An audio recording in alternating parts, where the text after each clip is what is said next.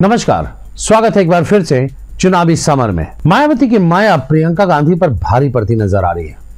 ऐसा हमेशा ही देखा जा रहा है कि मायावती जब भी राजनीतिक हमला करती हैं, तो उसमें भाजपा के साथ साथ कांग्रेस पर भी निशाना साधने में नहीं चूकती हैं। चूंकि उत्तर प्रदेश में कांग्रेस का असली योद्धा प्रियंका गांधी है, इसलिए मायावती के निशाने पर प्रत्यक्ष या अप्रत्यक्ष रूप से प्रियंका गांधी जरूर रहती है। जब मायावती ने उत्तर प्रदेश में अपने सहयोगियों के साथ संयुक्त रैली की, तो भाजपा के साथ साथ प्रियंका गांधी पर भी खास रूप से हमलावर दिखी।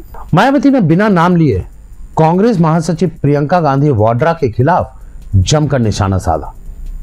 उन्होंने कहा कि चुनाव आते ही कांग्रेस और बीजेपी जैसे दल मंदिर, मस्जिद और गुरुद्वारा जाना शुरू कर देते हैं, दरगाहों पर चादर चढ़ाने जाने लगते हैं।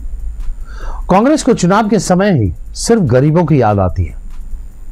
बसपा प्रमुख ने सवाल उठाया कि सिर्फ चुनाव के समय ही कांग्रेस को मतदाताओं की याद क्यों आती है।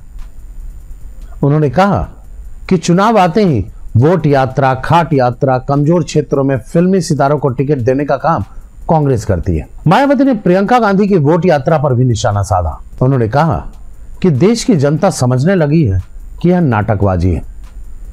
उन्होंने कहा कि पश्चिम यूपी में सभी धर्मों के लोग रहते हैं। सहारनपुर, मेरठ, मुरादाबाद और बरेली मंडल में मुस्लिम समाज की आबादी काफी ज्यादा है। मायावती ने कहा कि मैं इस चुनाव में मुस्लिम समाज के लोगों को सावधान करना चाहती हूं कि पूरी यूपी में कांग्रेस बीजेपी को टक्कर देने के लायक नहीं है। ऐसा सिर्फ गठबंधन ही कर सकता है। उन्होंने कहा कि कांग्रेस मानकर चल रही है कि हम जीते या ना जीते, गठबंधन नहीं जीतना चाहिए, इसलिए उसने बीजेपी को फायदा पहुंचाने वाले उम्मीदवार उतारे। मायावती ने जनता से अपील की कि जीत महागठबंधन की ही होनी चाहिए।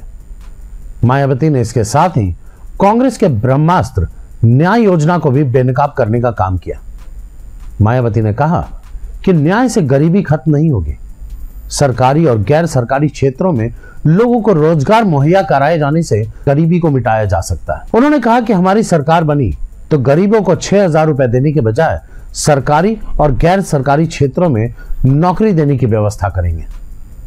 कांग्रेस लोगों को प्रलोभन देकर चुनाव लड़ रही है।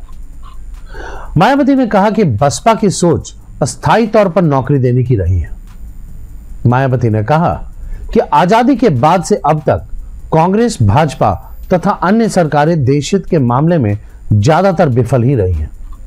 जनता को इन्हें अब और ज्यादा आजमाने की जरूरत नहीं है।